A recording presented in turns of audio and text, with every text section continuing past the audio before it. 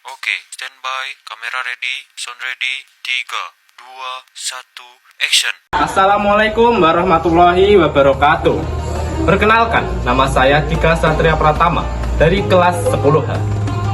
Saya sebagai perwakilan kelompok 3 dalam menyampaikan materi dari Wali Songo. Salah satunya adalah Sunan Derajat. Sunan Derajat merupakan putra dari Sunan Ampel. Dengan kata lain, beliau merupakan saudara dari Sunan Bonang. Semasa kecil, Sunan Derajat bernama Raden Syarifuddin atau Raden Qasim. Ia diperkirakan lahir pada tahun 1470 Masehi di Kecamatan Paciran, Kabupaten Lamongan, dan ia wafat pada tahun 1522 Masehi di Kecamatan Paciran, Kabupaten Lamongan. Sebelumnya, ia adalah anak dari Sunan Ampel yang terkenal cerdas. Nama ayahnya adalah Raden Said Ali Rahmatullah atau biasa disebut sebagai Sunan Ampel, dari keturunan Syekh Maulana Malik Ibrahim, dan ibunya bernama Nyi Ageng Manila atau Dewi Chandrawati. Ia merupakan keturunan dari Adipati Tuban Arya Teja, yang merupakan anak kedua dari 7 bersaudara, yaitu diantaranya ada Sunan Bonang Raden Maktum Ibrahim, yang kedua ada Siti Syariah, yang kedua ada Asyikah, dan yang keempat ada Dewi Murtasiah, yang kelima ada Dewi Hafsah, dan yang keenam ada Siti Mutmainah.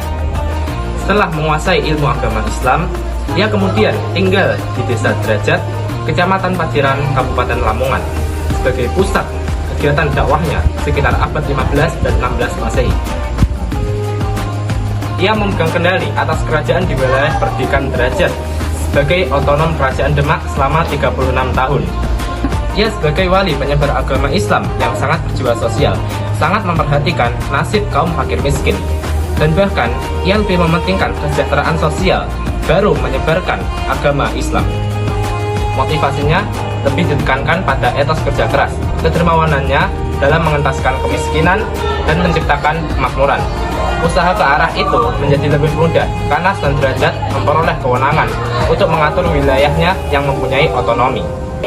Sebagai penghargaan atas keberhasilannya menyebarkan agama Islam dan menanggulangi kemiskinan dengan menciptakan kemakmuran bagi masyarakatnya, ia memperoleh gelar Sunan Mayang Madu dari Raden Patah Sultan Demak pada tahun Saka 1442 sampai 1520 Masehi.